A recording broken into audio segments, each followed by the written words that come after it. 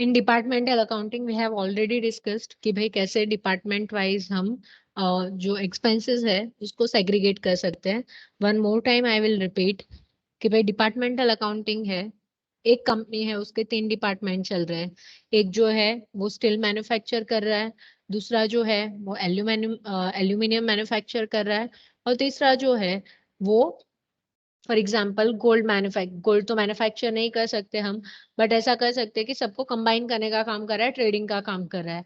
अब 3 जो डिपार्टमेंट है उसको नाम दे देते हैं हम एक्स वाई एंड जेड। ठीक है, तो एक्स डिपार्टमेंट जो है उसके कुछ खर्चे होंगे, वाई के कुछ खर्चे होंगे, जेड के कुछ खर्चे होंगे। सेम वे तीनों की कुछ इनकम है। तब जब हम एक ही कैंपस में तीनों चला रहे हैं या एक ही लोकेशन पे तीनों ही डिपार्टमेंट चल रहे हैं, तो तीनों के जो खर्चे हैं, एक्सपेंसेस है, वो कंबाइन आएंगे। कंबाइन यानी कि रेंट भी सबके लिए सेम ही पे किया जाएगा कि भाई हमने 2 लाख रुपए रेंट पे कर दिया। ठीक है, या इलेक्ट्रिसिटी बिल आया, तो भाई इलेक्ट्रिसिटी बिल आया तुम्हारा 40,000 रुपए। तो ये 40,000 में से एक्स का कितना, वाई का कितना, जेड का कितना, वो सब तुम कैसे डिसाइड करोगे, क्योंकि सबके बीच में क्या है, कॉमन है। तो यहाँ पे कुछ बेसिस दिए हुए हैं। तो यहाँ पे हम देखेंगे रेंट है तो एरिया ऑक्यूपाइड कि भाई एक्स डिपार्टमेंट जो है वो तुम्हारा 10,000 स्क्वायर फुट में है, वाई जो है वो 20,000 स्क्वायर फुट में है, और जेड जो है वो 30,000 स्क्वायर फुट में है। तो तुम्हारा रेशियो क्या आएगा, 1:3। अगर पीछे से सारे के सारे जीरो हटा देते हैं हम, जो हम 11th 12th स्टैंडर्ड में नॉर्मली करते थे, तो कितना आया, एक का 1 पोर्शन है, एक का डबल पोर्शन है, और एक का ट्रिपल पोर्शन है। तो जो भी तुम्हारा टोटल रेंट है, फॉर एग्जाम्पल तुम्हारा रेंट है 60,000 रुपए, तो 60,000 डिवाइड बाय क्या करोगे, 6, एंड मल्टीप्लाई बाय तुम क्या करोगे, 1 करोगे तो एक्स का मिल जाएगा, 2 करोगे तो वाई का मिल जाएगा, और 3 करोगे तो तुमको जेड का मिल जाएगा। अगर लाइटिंग एंड हीटिंग है, इसका मतलब क्या हुआ, तुम्हारा इलेक्ट्रिसिटी बिल। ठीक है, कि तुम फॉर एग्जाम्पल तुम्हारा डीजीवीसीएल का बिल आता है हर महीने। अब वो बिल तुम्हारा जितना भी आता है वो कौन से बेसिस पे तुम करोगे, तो वो तुम्हारे जो नंबर ऑफ पॉइंट्स है, इलेक्ट्रिक पॉइंट्स है, उसके बेसिस पे करोगे। और अगर तुमको एग्जाम्पल में नंबर ऑफ इलेक्ट्रॉनिक पॉइंट्स नहीं दिए हैं, तो तुम कौन से बेस पे करोगे, एरिया ऑक्यूपाइड के बेस पे। फॉर एग्जाम्पल हम तीनों एक वापस वो डिपार्टमेंट ले लेते हैं, एक्स वाई एंड जेड। तो अगर एक्स में तुम्हारे 20 पॉइंट्स दिए हुए हैं, इलेक्ट्रॉनिक पॉइंट दिए हैं, लाइटिंग पॉइंट्स दिए हुए हैं, ठीक है, और वाई में तुमको कितने दिए हैं, 30 पॉइंट्स दिए हुए हैं, और जेड में कितने पॉइंट्स है, तो 10 ही पॉइंट्स है। तो यहाँ पे तुम कैसे रेशियो निकालोगे, तो हमने देखा कि 20, 30 एंड 10, 0, 0, 0 हमने उड़ा दिया, तो कितना बचता है तुम्हारा, 2, 3 एंड 1 का रेशियो। बट ये किसके लिए, 2x के लिए, 3 जो है वो y के लिए, एंड 1 जो है वो z के लिए। अब अगर एग्जाम्पल में तुमको नहीं बोला है कि भाई लाइटिंग पॉइंट नहीं है, तुमको नहीं बोला कितने ट्यूबलाइट है, कितने पंखे है, कुछ नहीं बोला, तो तुम कौन से बेस पे करोगे, तो एक कॉमन सेंस है कि भाई जितनी ज्यादा जगह उतना ज्यादा पॉइंट्स चाहिए होगा, कि भाई 3300 स्क्वायर फुट वाले को उतने ज्यादा पॉइंट, और अगर तुम्हारा सिर्फ 1100 स्क्वायर फीट कम पॉइंट। तो फिर अगर तुम्हें लाइटिंग पॉइंट नहीं दिए हैं, तो तुम एरिया ऑक्यूपाइड के बेस पे करोगे, जब तुमको लाइटिंग पॉइंट नहीं दिए हैं तब। यानी कि तुम जहां पे, अभी हमने बोला कि एक को 33,000 स्क्वायर फीट है, एक के जो है या 30,000 स्क्वायर फीट है, एक के 20,000 स्क्वायर फीट है, और एक का 10,000 स्क्वायर फीट है। तो फिर लाइटिंग पॉइंट को भी हम सेम हिसाब से क्या कर देंगे, डिवाइड कर देंगे। ठीक है, यानी कि तुम्हारा इलेक्ट्रिक बिल जो है उसको उसी अकॉर्डिंगली हम करेंगे। नेक्स्ट वन जो है वो है तुम्हारा इंश्योरेंस प्रीमियम। अब इंश्योरेंस प्रीमियम जो है वो according to the value of subject matter insured. ठीक है, तुम्हारा जो भी सब्जेक्ट मैटर यानी जिस चीज को तुमने इंश्योर करवाया है उसके ही बेसिस पे तुम क्या करोगे, उसको इंश्योरेंस प्रीमियम में लोगे। फॉर एग्जांपल हमने क्या कर दिया, अपना गुड्स है उसको इंश्योरेंस में ले लिया है। तो अब गुड्स में कैसा है कि स्टील बनाने के लिए तुमको क्या चाहिए, तो उसके खुद के जो रॉ मटेरियल है वो होगा, एल्यूमिनियम का खुद का रॉ मटेरियल होगा। अब सबके बीच में तुमने क्या किया है, सेम इंश्योरेंस लिया है कि भाई हम फायर इंश्योरेंस ले रहे हैं, इनकेस कल उठ के आग वाग लग गई और ये सब जल जाता है, तो एटलीस्ट फायर इंश्योरेंस से हमारा क्या हो जाएगा, सेफ्टी हो जाएगा। अब ये फायर इंश्योरेंस जो है सबके बीच में तो तुम सेम ही प्रीमियम भर रहे हो, पर तीनों के लिए अलग अलग है। तो यानी 3 डिपार्टमेंट अलग अलग है, तो तीनों का इंश्योरेंस प्रीमियम कितना, तो जो तुम्हारा गुड्स है उसका तुम एवरेज करोगे उसके वैल्यू का। ठीक है, गुड्स यानी ऐसा नहीं इसका 10 डब्बा इसका 8 डब्बा, वैसे सोने के 10 डब्बे वो एल्यूमिनियम के 10 डब्बे से बहुत महंगे होते हैं, तो उसका वैल्यू जो है उसके हिसाब से तुम क्या करोगे, इंश्योरेंस प्रीमियम को डिवाइड करोगे। ठीक है, कि भाई यहाँ पे तुम्हारा 10 लाख का गुड्स पड़ा है, वहां पे तुम्हारा 8 लाख का गुड्स पड़ा है, और थर्ड वाले डिपार्टमेंट में तुम्हारा 6 लाख का गुड्स पड़ा हुआ है, 7 लाख का गुड्स पड़ा है। तो उसके तीनों के हिसाब से टोटल करके तुम क्या करोगे, उसका रेशियो निकालोगे, और उसी के अकॉर्डिंगली क्या करोगे, तुम एक्सपेंसेस जो है उसको सेग्रीगेट करोगे। फिर नेक्स्ट है तुम्हारा selling commission, discount allowed, bad debt, packaging, carriage outward, advertisement and salesman's commission. तो इसको हम on the basis of sale जो है वो डिवाइड करते हैं। क्यों ऐसा, सेल्स के हिसाब से इसको हम क्यों डिवाइड कर रहे हैं, तो सिंपल सा चीज है। सेलिंग कमीशन जो है वो क्या है, हम सेल होने पे देते हैं। यानी कि फॉर एग्जांपल यहाँ पे मुझे धारा दिख रही है, तो धारा जो है उसको मैंने बोला है जितना सेल करेगी उतना कमीशन मिलेगा। यानी कि उसका कमीशन किसके बेस पे है, सेल्स के बेस पे है। तो सेलिंग कमीशन हमेशा सेल्स के बेस पे जाएगा। डिस्काउंट अलाउड, अब डिस्काउंट अलाउड क्या है, तो हम गुड्स बेचते हैं, जब भी हम गुड्स को बेचते हैं या सेल करते हैं तो सामने वाला कुछ डिस्काउंट मांगता है। आज हम मार्केट में जाते हैं तो हम भी बोलते हैं कि जो ने भाई 4 साड़ी खरीदी छे, यानी कि हमने 4 साड़ियां खरीदी हुई है, तो कुछ तो डिस्काउंट लगा दे। तो हम उस टाइम पे उसको उसके पास क्या मांग रहे हैं, ट्रेड डिस्काउंट मांग रहे हैं। या हम ऐसा बोलते हैं कि देख हमने इतना सारा गुड्स खरीदा और हम कैश में पे कर रहे हैं। जैसे कि हम कार लेने जाते हैं तो हम ऐसा बोलते हैं ना कि देख मैं कार में पूरा का पूरा कैश दे देता हूँ, ऐसा अलाउड नहीं है। हम घर की बात कर लेते, बिल्डर के पास गए और हमने बोला पूरा का पूरा कैश देने वाले हैं, तो कितना डिस्काउंट देगा। तो ये उसको सेल करते हैं, कुछ डिस्काउंट हमें देना पड़ता है। तो ये डिस्काउंट को हम क्या बोलेंगे, डिस्काउंट अलाउड, यानी सर ने कस्टमर को अलाउ किया डिस्काउंट। ये कब अलाउ कर सकता है, जब सेल करेगा, तो ऑब्वियस है उसका बेस कौन सा होगा, सेल। जितना सेल उसका डिस्काउंट उतना ही डिपार्टमेंट के हिसाब से एलोकेट होगा। यानी अगर तुम्हारे 3 डिपार्टमेंट है, एक में 20,000 का सेल हुआ, एक में 10,000 का हुआ, तो तुम्हारा रेशियो क्या आएगा, 2:1:3। और तुम्हारा डिस्काउंट जो है वो ये यही रेशियो में बढ़ जाएगा। फिर है बेड डेट। बेड डेट का मतलब क्या, कि पैसे लेने थे और वो पैसे उसने दिए नहीं। यानी कि हमने गुड्स बेचा है और वो कस्टमर ने अपने को पैसे नहीं दिए, वो पार्टी उठ गई। तो वो जो पार्टी उठ गई उसको हमने सेल किया था। ठीक है, सेल किया था तब भी तो उसने पैसे नहीं दिए, तब भी तो अपने को बेड डेट हुआ।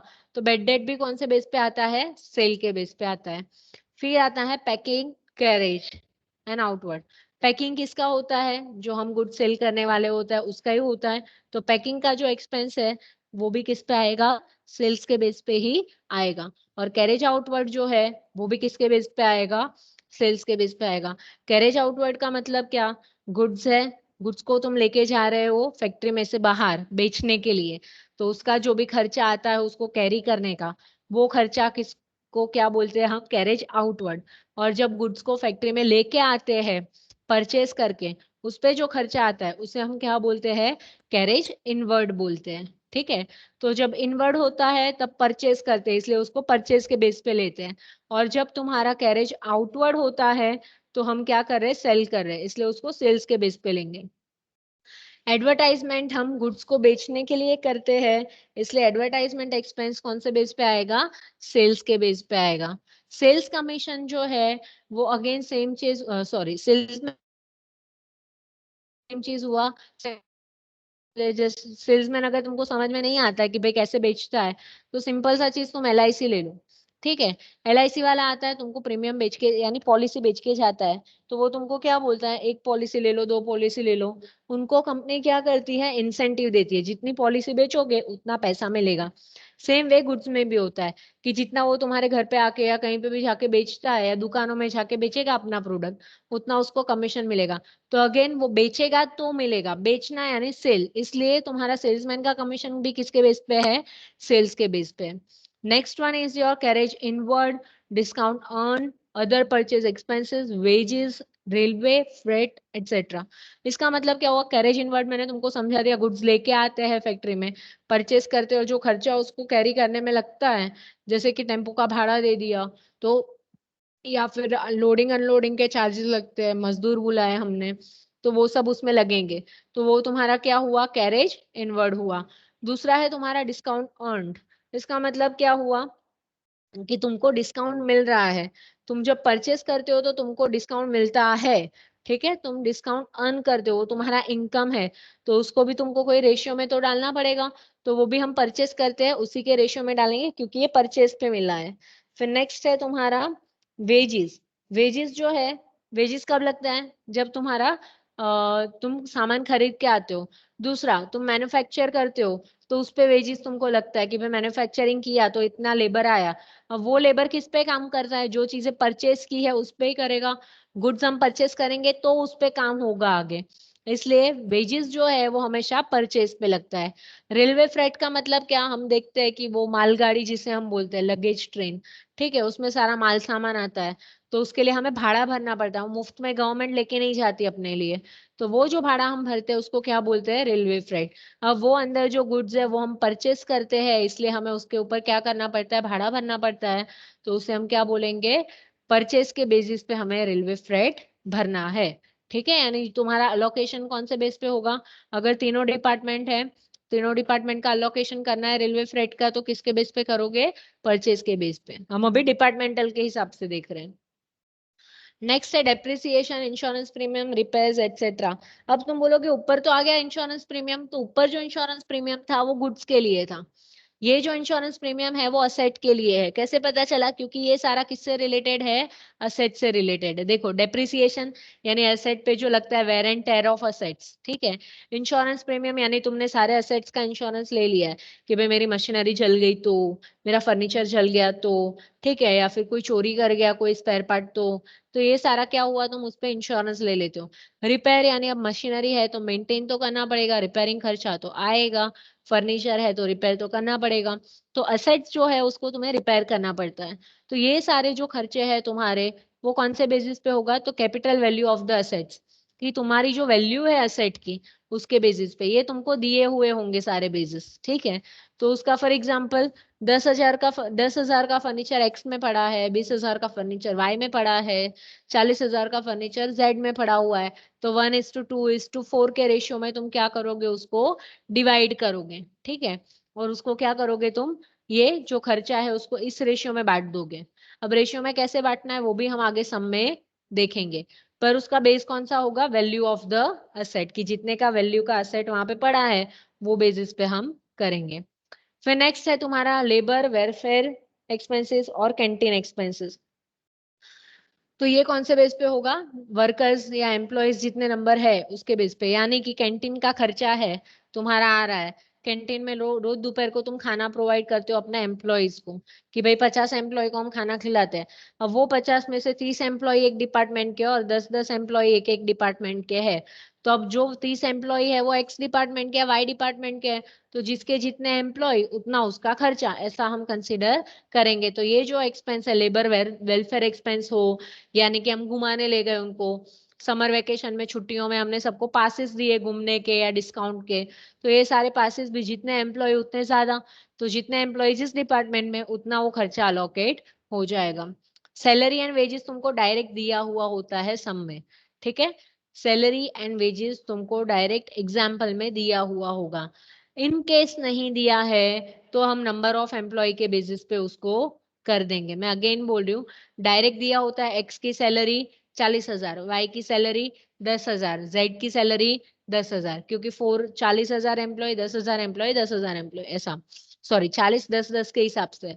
बट इनकेस ऐसा हुआ कि तुम इस पे हम करेंगे, और इन केस तुमको नंबर ऑफ एम्प्लॉय नहीं दिया और सैलरी दिया है, तो ये एक्सपेंसेस को हम सैलरी के हिसाब से भी कर सकते हैं। सम आएगा तब हम देखेंगे, ऐसे भी सम है, ठीक है। कि भाई ये नहीं दिया है तो ऑब्वियस सी चीज है, जितनी सैलरी दी है उतने एम्प्लॉय ऐसे वैसे होंगे, तो उतना ही खर्चा उस पे होने वाला है, तो इसके बेस पे भी ये हो सकता है, इसके बेस पे ये हो सकता है, अंदरों अंदर, ठीक है। तो कोई एक तुमको डायरेक्ट दिया हुआ होगा। नेक्स्ट है तुम्हारा office expense, miscellaneous expense, stationery and printing expense, posted, telegram, telephone expense. अब यहाँ पे कैसा है, तुमको पहले से बोल दिया होगा कि मिसलेनियस एक्सपेंस 2:1:1 या 1:1:1। तुमको ये सारे एक्सपेंस पहले से बोल दिए होंगे कि इतने ये डिपार्टमेंट का इतना रेशियो में है, इसका ये रेशियो में है, इसका ये रेशियो में। नहीं दिया है तो तीनों को 1:1:1 यानी 30,000 है तो 10,000 हम दे देंगे ये वाले एक्सपेंसेस को, क्योंकि यहाँ पे हम नहीं बोल सकते कि इतना एम्प्लॉय है तो इतना ऑफिस का खर्चा हुआ होगा, या इतना एम्प्लॉय है तो इतना स्टेशनरी यूज हुआ होगा। नहीं, दैट इज नॉट पॉसिबल। या इसने इतना टेलीफोन खर्च कर दिया होगा, 50 एम्प्लॉय है तो टेलीफोन नहीं खर्च हो जाता है। टेलीफोन का काम क्या होता है, वो फैक्ट्री के हिसाब से होता है, एम्प्लॉय के हिसाब से नहीं होता। तो उसका ऑलरेडी खर्चा जो है वो उन्होंने रेशियो में डिवाइड करके दिया होगा। या तो फिर तुमको अगर नहीं दिया है तो हम उसको क्या करेंगे, 1:1:1 के रेशियो में ले लेंगे। फिर है तुम्हारा audit fees, interest on debentures, bank charges, general manager salary. ये सारे एक्सपेंसेस ऐसे हैं कि जो पर्टिकुलर डिपार्टमेंट के लिए नहीं होता है। जैसे अभी आगे किसी ने पूछा था आगे के लेक्चर में सुबह कि भाई ऑडिट फीस जो है वो हम कैसे पे करेंगे या वो क्या है। तो अब ये ऐसा है कि ऑडिट करने जब ऑडिटर आता है, चार्टर्ड अकाउंटेंट आता है, तो ऐसा नहीं बोलता मैं एक्स का कर रहा हूँ, मैं वाई का कर रहा हूँ, मैं जेड का कर रहा हूँ। उसको तो तीनों में सेम एफर्ट्स डालने हैं। तो उसको हम कभी अलोकेट नहीं कर सकते। और ऐसा भी हो सकता है कि उसको एक्स में बहुत ज्यादा डाउट है इस बार, तो उसने एक्स को बहुत ज्यादा चेक किया, वाई जेड को इतना चेक नहीं किया। बट वो ऐसा नहीं बोलेगा कि चलो तो फिर सबका अलग बिल बनाएंगे, नहीं। वो तो एक ही कंपनी के नाम पे बनाएगा। ठीक है कि भाई डीमार्ट है तो डीमार्ट की कंपनी का जो भी नाम है उसके ऊपर ही वो बिल बना के दे देगा कि भाई तुम्हारे यहाँ में आया और मैंने ये काम किया। तो यहाँ पे डिपार्टमेंट वाइज उसको सेग्रीगेट करना पॉसिबल नहीं है। पूरी कंपनी ने डिबेंचर में इंटरेस्ट लिया है, सॉरी डिबेंचर में इन्वेस्ट किया है कहीं और, या कोई शेयर्स में इन्वेस्ट किया है, तो वो शेयर्स में डिपार्टमेंट वाइज वो इन्वेस्ट नहीं करता है। एज अ जैसे कि तुम्हारी फैमिली है, तुम्हारी पूरी फैमिली ने कुछ पैसे जमा किए और वहां पे इन्वेस्ट किए, तो यहाँ पे ऐसा नहीं आता कि 5 मेंबर है तो 5 में डिवाइड कर दो। नहीं, वो पूरी फैमिली का है। ठीक है, तो सेम वे वो पूरी कंपनी का है, किसी डिपार्टमेंट का नहीं है। सेम वे बैंक के कुछ चार्जेस लगते हैं कि भाई वहां पे तुमने अकाउंट खुलवाया तो तुमको भरना पड़ रहा है, तुमने कुछ ट्रांजेक्शन किया तो उसके तुम्हारे ईयरली चार्जेस है, मोबाइल पे तुमको एसएमएस आते हैं तो उसके चार्जेस है।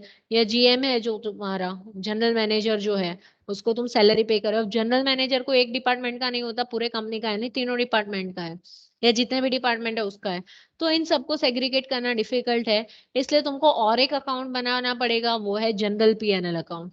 Now what mean by general PNL account, trading account जो है उसमें तुम अलोकेशन दिखाओगे, हम सम करेंगे तो पता चलेगा कि एक्स वाई जेड, तो अलग रेशियो हमने अभी जो सीखे उसके बेस पे करोगे।